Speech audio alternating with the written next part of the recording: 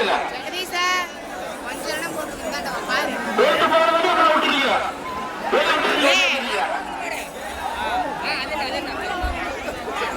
முடிஞ்ச பக்கம் 20 பேர் பிடிச்ச ஆட்டுங்க. அந்த பக்கம் ஆட்டுக்கலாம். வண்டி கையில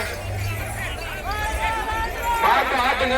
எல்லாருக்கும் பாருங்க அது கை கால அடி விழுவுது. பொறுமையா முன்ன அந்த பக்கம் கொண்டு போய் ஆடுங்க.